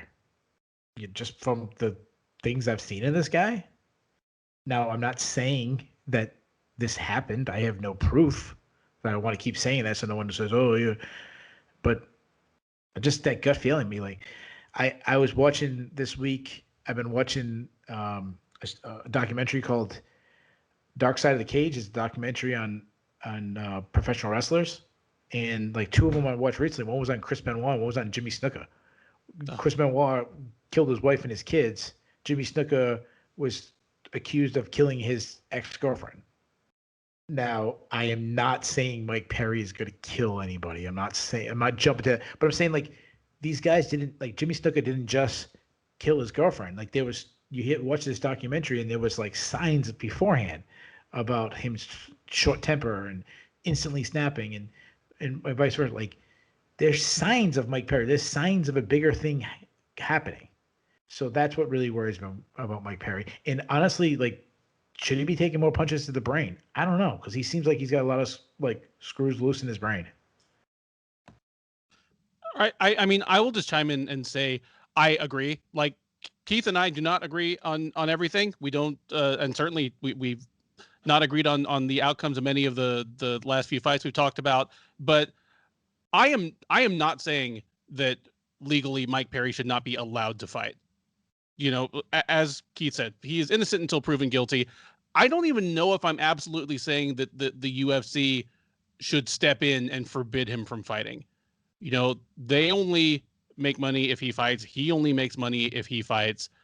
But whether you just think he's a terrible person or you think he is a person who needs help or what is most likely some combination of the two, it's not a good look. I don't know if he hit his ex-wife, but I have visual evidence that he hit some other people. And there's so much smoke around him right now, that it's hard not to believe that there is some fire. He is acting like somebody who needs to be in treatment or rehab not a cage, possibly picking up more CTE. I mean, you mentioned Benoit and Snuka. I don't know what kind of latent issues they might have had, but in both of their cases, their erratic, violent behavior is what we understand now to be one of the signal behaviors of severe CTE. And Perry is somebody who, when he first came along, he was brash and he was loud and he said some horrible things, but he's crossed over to where he appears to be doing horrible things, or even when he's doing nominally nice things, like just buying his brand new girlfriend a car out of nowhere, they seem to be the result of poor impulse control. So whether you, like I say, whether you think he's a problem or a person with problems, or what is most likely some combination of the two, getting punched in the head more does not seem to be the prescription for this to get better. Yeah. Can I just jump back in for a second? You talked about him buying stuff for his girlfriend. Like, this is a guy who just recently was talking about not wanting to pay taxes and not understanding how taxes work and stuff like that. Like, this is not a guy who's financially, like, I mean, he might have money, but he's not financially, like, stable. Like, you're not going to get your tax advice from Mike Perry. You're not going to trust him for your financial advice. And, he just, I don't know. This dude needs some help. Like you said, like, could he be a terrible person? Could he be just somebody needs help? Like, I think most of the time terrible people need help. Like, it's kind of, usually is not one or the other. It's usually like both, as you mentioned. And like, even think about, like, well, he wasn't doing as crazy stuff when he first came to UFC. He was still surrounding himself with some pretty terrible people. Like you take like his best buddy, Alex Nicholson. I was thinking about Mike Perry's first fight in the cage. The first thing we knew about him. Yeah, Alex Nicholson is cornering him and throwing out racist terms to his opponent. And then we had him get arrested. Alex Nicholson himself arrested for hitting Hannah Goldie at a gas station. Hannah Goldie, who's now in the UFC. I mean, like, just he's not surrounding himself with good role models. He's not, he's not hanging out with Joseph Benavidez and or Dustin Poirier, or like who's the good guys. Like, he's not hanging out with those guys. Yeah, and now he's not hanging out with anybody, it looks like, because he has had no camp. Yeah. I mean, we could go on for a while like this, but let's veer over towards the fight. As of right now, Perry remains a slight favorite. I'll jump on this one. Sure. I think Means is getting to the end of the line. This is his 22nd fight in the UFC, I think. And yeah, I'd say back, 5 years ago, like late 2015, early 2016, like right after he lost to Matt Brown, I was like, this is the kind of guy that is just going to rack up 30 fights in the UFC. He'll pick up some post-fight bonuses, pick up some prizes along the way. Probably never be a title contender, but he's just that kind of tough, gritty guy. I mean, the Dirty Bird is the best nickname for him. But it's coming to the end of the line. He's still beating people, but Laureano Staropoli is a borderline UFC level fighter, and his last win before that was Thiago Alves, who was is even more shot. And he's to the point now where he used to be a tough out. It used to be tough to finish this guy, but he's getting finished now, and he's getting finished by people that I think he would have beat the brakes off 5 or 6 years ago. He doesn't have a whole lot left. So when I say I'm picking him in this fight, it is a referendum on how little I believe in Perry. I mean, if you look at Perry's last few fights, yeah, he got beat by Jeff Neal and Vicente Luque, but they are much better fighters than him under the best of circumstances. And Luque was maybe the best style matchup for Perry of any top 20 fighter, because Luque is a guy who is willing to brawl to his detriment above, almost any other fighter I can think of. Neal is more the example of what it's going to look like when Perry fights contender level fighters. He beat Mickey Gall, but that was one of those fights that left me feeling worse about both fighters, because my thought was a fighter who was still a serious UFC level fighter, knocks Mickey Gall into the third row of seats. Perry didn't do that. Like, the only reason he beat Gall is just because Gall is one of the most minus athletes in the UFC, if he is even still in the UFC, whereas Perry always will be a very strong, quick, explosive guy. And I think that was pretty much the difference. I mean, even in terms of like the way their striking looked technically, Gall like looked sharper. Just Perry landed harder. He did. If that's the version of Mike Perry that walks in against Tim Means, I think Means has got enough in the tank to win a decision, and I think he will. There's no indication that Perry is going to be better than he was in June. Everything we've seen since then indicates that he will be less well prepared. He will have had like less quality sparring, less quality instruction, less quality attention to his diet and cardio. And so, yeah, give me Means. Man, I loved your breakdown on this. So it really comes down to like who has more left. Do you think Perry has more left? Do you have Means has more left? So the way I usually, start these breakdowns, I always kind of talk about the person striking and then I move to their grappling and I kind of, I mix in good and bad. I'm going to do a little different with Perry. I'm going to talk about what he's good at. So he still throws hard. He still has that winging overhand right that if he lands, he could catch Means and knock him out. He still throws hard leg kicks. He's still a pretty underrated grappler.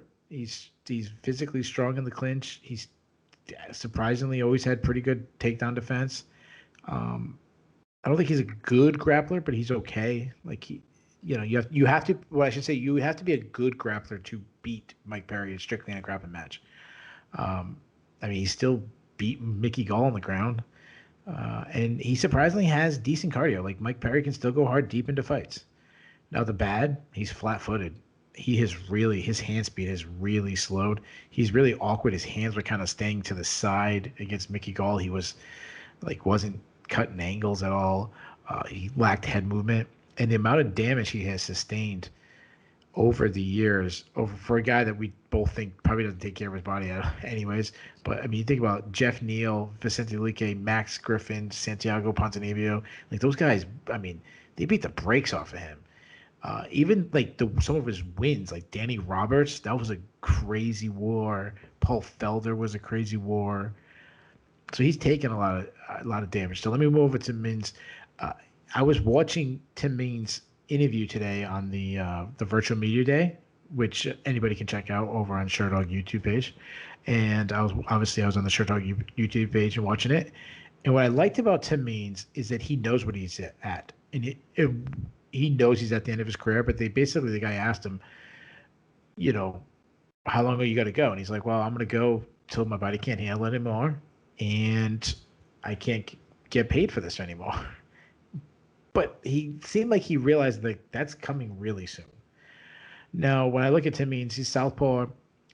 He's pretty technically sound. Like he's always been pretty technical. He's had to be technical because he's very unathletic. Like he's not a good athlete. I don't see Tim Means beating a lot of people in a swimming match or the hurdles or whatever. He's long and lengthy, but similar to Brandon Royval, he uses his length to close his distance. He likes that mid-range more than like long range. Clean counter left hands. He likes to counter. He kind of hides behind a high guard. He keeps his hands up high. Lots of kicks. A lot of kicks up the middle. Also a lot of low kicks. But he's been rocked a lot. He can be dragged into a brawl that he shouldn't be doing anymore. Especially should not be dragged in a brawl against Mike Perry. He's very good in the clinch. He's a grinder, but that's actually a strength of Mike Perry too. So I'm very interested who would win the clinch battles. If it's more of a pummeling clinch, I think Perry will. If it's more a Muay Thai plum clinch, I think Tim Means will. But I'd be really intrigued if Means has like the Muay Thai plum and Perry's throwing dirty boxing hooks and uppercuts. That should be fun. Tim Means doesn't wrestle often, but he can sneak in a takedown. Okay, grappling, nothing spectacular. But I'm going with the upset too. I'm taking Tim Means, and the reason I'm taking Tim Means is I just don't trust Mike Perry anymore. Between everything we talked about, between the domestic violence, the punching the old man, the getting married and getting divorced in like a week, the weird social media post, the girlfriend in his corner. He probably still has, even though he's greatly diminished and he looks like a shot fighter himself, especially in that Mickey Gall fight, He probably still has more physical tools than Means. I just don't trust him. And like, I wouldn't be shocked if he has like a Paulo Filo mental breakdown in the cage. Like, that wouldn't shock me. So I'll take Means. I'll take him by split decision in a war. That said, what I wanted to point out is Danny Rodriguez took a prelim fight on short notice. Like, I feel like Danny Rodriguez should have got this fight against Mike Perry. Like, Danny Rodriguez should get Danny Rodriguez submitted to Means. Like, I feel like he should have the fight against Perry. It'd be more fun stylistic matchup, but also like that's the guy who should be getting a profile fight on a pay-per-view maker, not a guy Tim Means who's got 1 foot out the door. That brings us to our co-main event of the evening, the first of our 2 flyweight title fights. And there's an interesting contrast between the two, because while the men's flyweight title fight in the main event features a champion who kind of snuck up on the rest of the division while bigger names were sorting out their business, and before we knew it, he was the champ, the co-main event features a woman in Valentina Shevchenko who was seen as the champ in waiting before the division even existed for her to enter and win the title. Valentina Shevchenko, the Peruvian by way of Kyrgyzstan, is 19-3 in her MMA career, 8-2 in the UFC, with both losses coming by decision to possibly the greatest woman ever to do the job in Amanda Nunes in a weight class up 1 weight class from Shevchenko's ideal weight. She will be facing Jennifer Maia. Maia is 18-6-1, 32 years old as well. She is 3-2 in the UFC. Most recently defeated Joanne Calderwood by first round armbar back in August. I don't know if this will be the case by the time they walk into the cage, but there's a very good chance that Shevchenko will walk into the cage on Saturday night as the highest betting favorites in the history of UFC title fights. There are sites out there that have her at minus 1,500, minus 1,700 right now. Looking at this fight, I'll go ahead and go first. There is someone out there who's going to beat Valentina Shevchenko eventually. I don't think that person is on UFC roster right now or on Invicta or Bellator roster. Like I think whoever it is young and out in a regional promotion somewhere and hasn't even taken the step up yet. But clearly she's going to lose at some point. But the fighter that beats her stylistically is not going to look like Jennifer Maia. Even by the standards of one of the 2 or 3 most dominant fighters in the sport, Shevchenko has easy sledding stylistically against Maia. I know that MMA math is not infallible, but it can teach us things sometimes, and I can't get away from Maia's fight against Katlyn Chookagian. You know, in that fight, Maia lost a distance kickboxing game. When she tried to get the fight to the floor, she was not able to until the last round where she really went all in on it. If that Jennifer Maia walks into the cage against Valentina Shevchenko, she is going to get her block knocked off inside of 2 rounds. The same kickboxing exchanges that she was losing to Chookagian will be worse against Shevchenko with a whole lot more steam behind them. And she will be actively punished for seeking the clinch takedowns or shot takedowns in a way that Chookagian was either not disposed to do or unable to do. All of Maia's paths to victory here are just brutal. I feel the same way about this as I did Felicia Spencer versus Amanda Nunes, where I was like, clinch takedowns against maybe the nastiest phone booth fighter in the world. Yeah, like this isn't the one. So yeah, give me Valentina Shevchenko by 2nd round knockout. All right. So you mentioned her loss to, she has 2 losses to Amanda Nunes. Her 2nd loss being out, when she fought for the title up a weight class against the GOAT. You forget to mention, like, a lot of people thought she won that fight. Yes. So that talks about how great Shevchenko. Before I make my pick, you said that there's not a girl on the roster that you think that could beat her, at 125 for the title. If you had to pick one girl on the roster, who would you pick? It's almost cheating, but I'd say it's someone like Macy Barber 3 or 4 years from now. Sure. With a developed game. Yeah. If I had to pick someone right now, I would Andrade. actually go someone out of the weight class. I'd go down to strawweight. I would go with Mackenzie Dern. Not that I think Mackenzie Dern is even close to Valentina Shevchenko skill wise, but there's one area she's better, and that was strictly submission grappling. Maybe she pulls off a Hail Mary submission. So I kind of gave my pick already on this one. Unfortunately for you, Mackenzie Dern somehow went and had a baby, and then suddenly came back and had no trouble making strawweight ever again. So. Yeah, I think that baby was making her heavy. So let's get it. I'll get into the challenge of Jennifer Maia. Not a great athlete, but she's pretty well rounded. She, on the feet, she's more of a boxer. Hands are okay. Nothing spectacular, kind of like Calvillo. Like nothing excites me. She does attack with combinations, so I like that. She does stand her ground. Like she's willing just to stand there and like try to time her opponent's attacks coming in. But that does make her a stationary target, and she really struggled with the movement of Katlyn Chookagian. Like she just couldn't catch up to her. She is a brute in the clinch and can grind out a win that way. She has pretty decent dirty boxing, pretty decent takedowns, solid takedown defense. She is a submission threat, though the commentary team is going to try to make her sound like the female Gordon Ryan to try to sell this fight. She's not that good on, like, she's got good submission. She's not that good. And she's not Travis Lutter, the Michael Jordan of submissions, as Mike Goldberg once tried saying. So so I'll turn to Shevchenko. Everything I just said about Maia, Valentina Shevchenko, everything good I said about Maia, Valentina Shevchenko also does. She just does it like 5 times better. And everything negative I said about her, Jennifer Maia, Valentina Shevchenko doesn't do any of those things.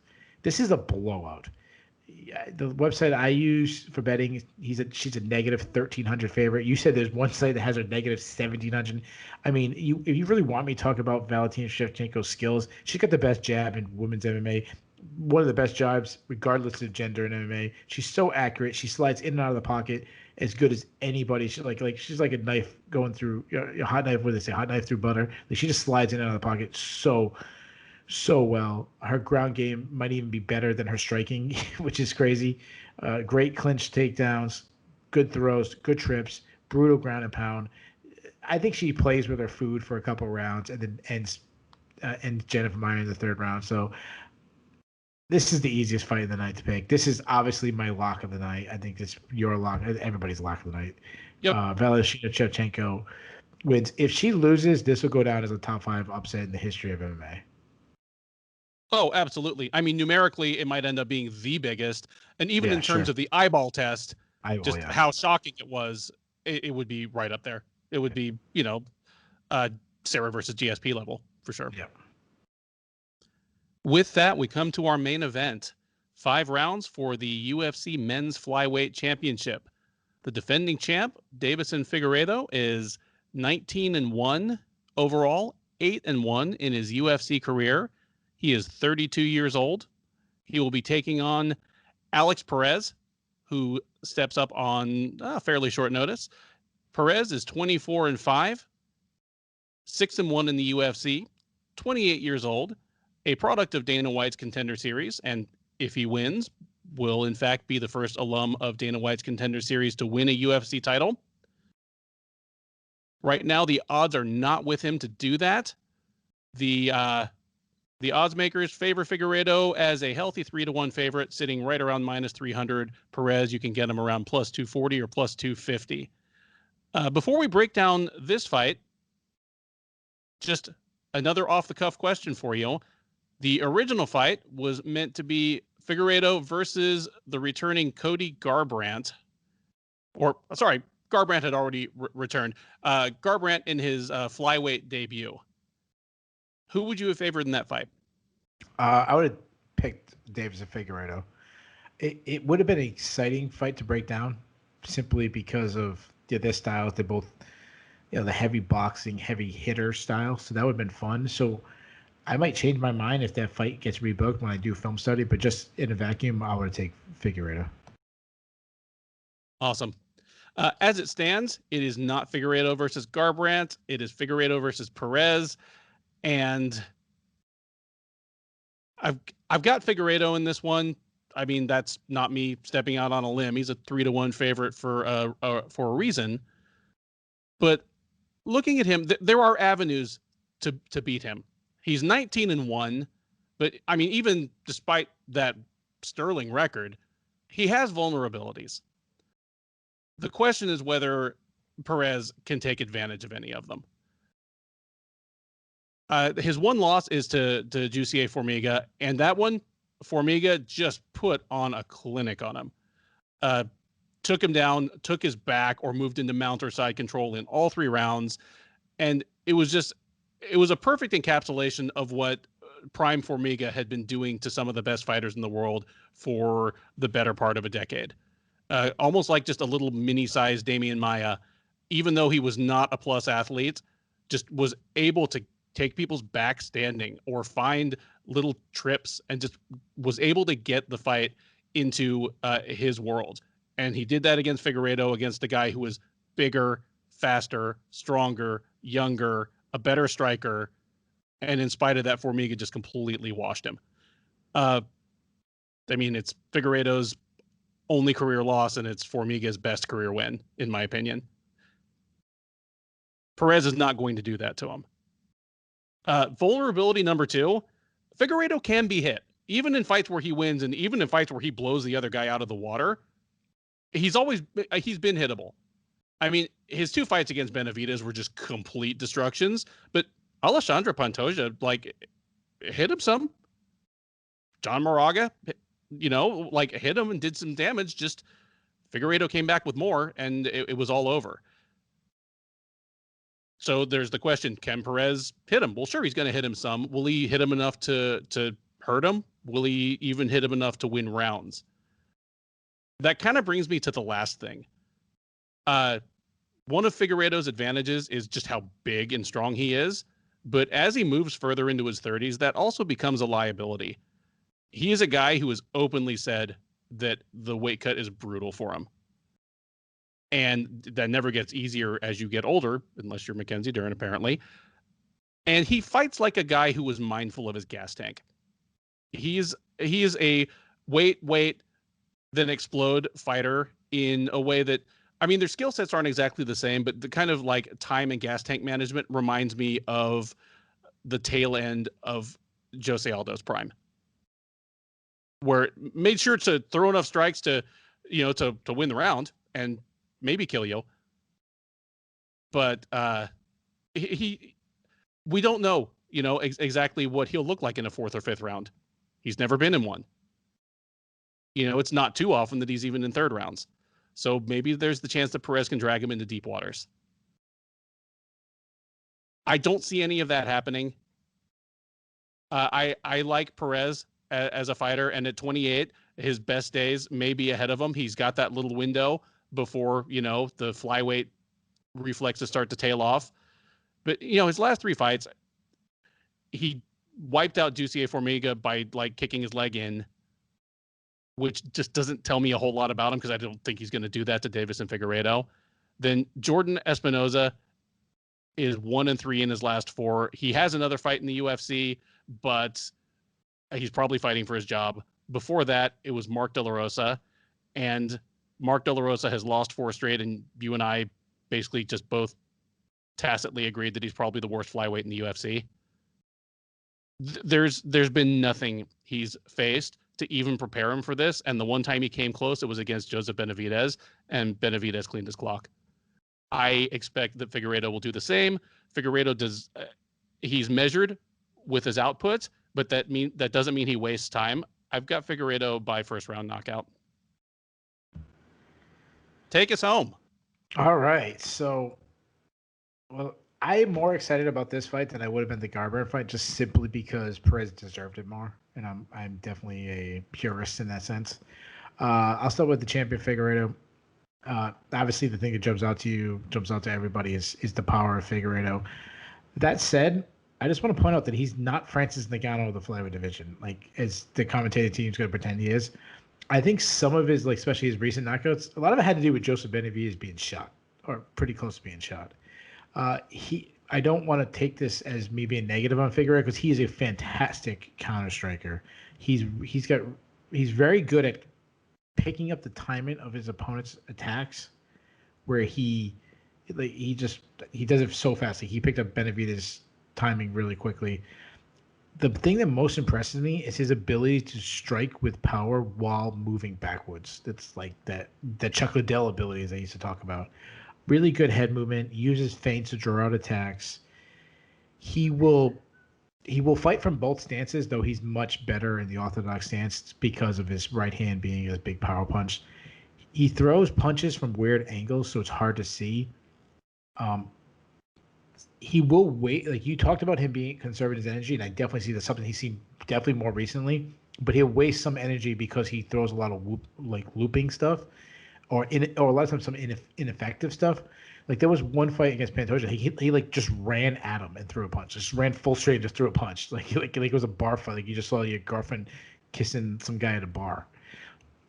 He does keep his hand. I like that you pointed out that he gets hit a lot because he keeps his hands low because he everything comes off of his head movement, having you miss, and for him to be in position to land this big combination, which when you miss, it works, but he can get hit.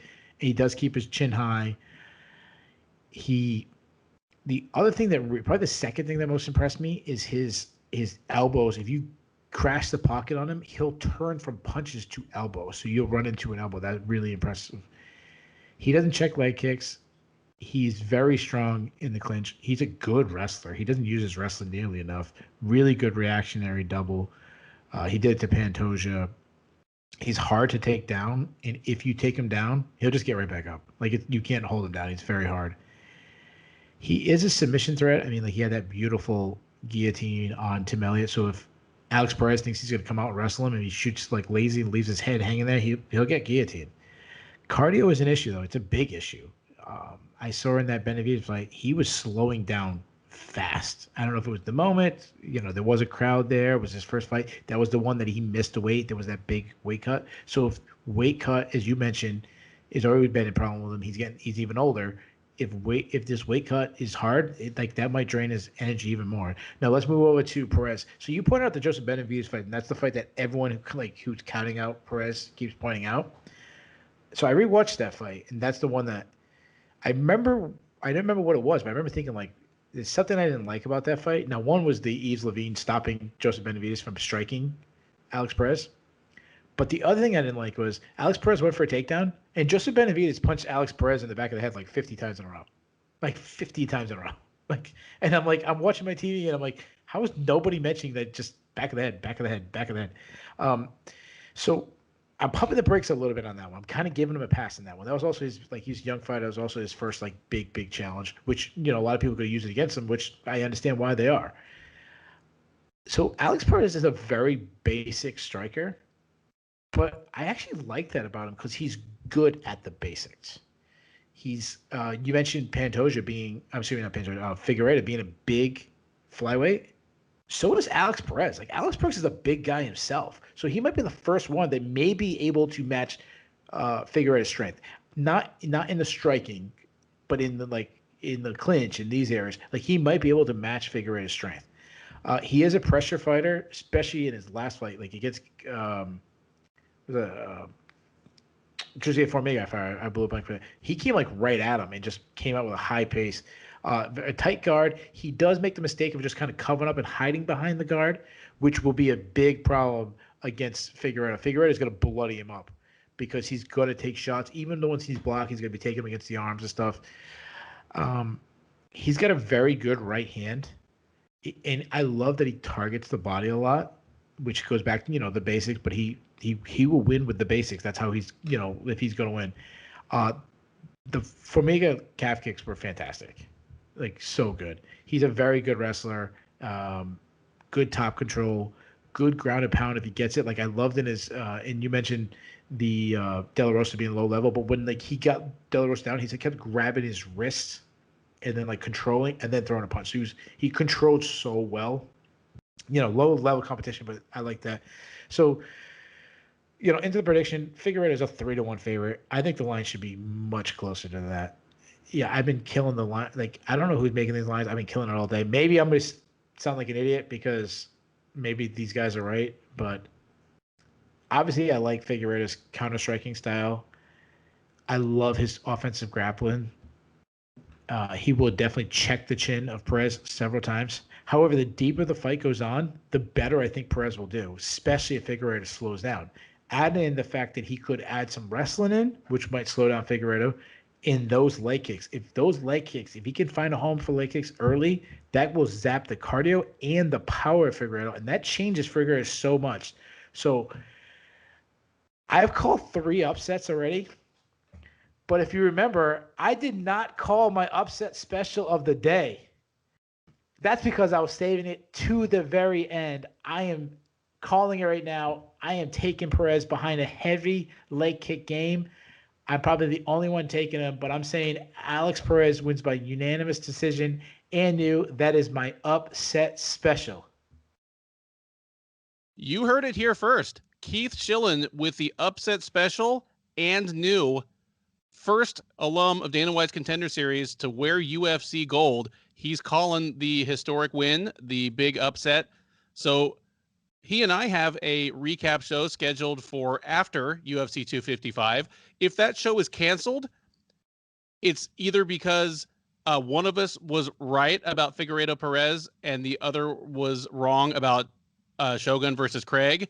Because if we're both wrong about both, or if like one of us was right about each, we'll have the show. Otherwise, if it's canceled, it's just because one of us doesn't even want to face the music. Nonetheless, that is your breakdown, fight by fight, of UFC 255, Figueiredo versus Perez, taking place this Saturday. Just a quick rundown of the picks. In the main event, Figueiredo versus Perez. Ben has Figueiredo by first round knockout. Keith has Alex Perez to hold on and win a unanimous decision. In the co-main event, Shevchenko versus Maia. Ben has Shevchenko by second round knockout. Keith by third round knockout. Tim Means versus Mike Perry. We both have Means by decision. Chookagian versus Calvillo. I have Calvillo by decision. Keith has Chookagian by decision. Of course, it's like the one card that we don't get a third person for this, that like we have a bunch of ties that needed to be broken. Shogun Rua versus Paul Craig. I have Shogun by decision. Keith has Craig. Brandon Moreno versus Brandon Royval. Keith has Royval by decision. I have Moreno by decision. Buckley versus Wright. We both have Buckley by first round knockout. Antonina Shevchenko versus Ariane Lipski. Keith has Shevchenko by decision. I have Lipski by decision. Nicolas Dalby versus Daniel Rodriguez. Keith has Rodriguez by second round knockout. I have Rodriguez by first round knockout. We both favor Alan Jouban to win a decision over Gooden. We both like Daukaus over Stoltzfus. Keith by second round KO or TKO. I have him by second round submission. And we both have Cosce by first round knockout. That is it. Enjoy the fight, and we'll talk to you afterwards.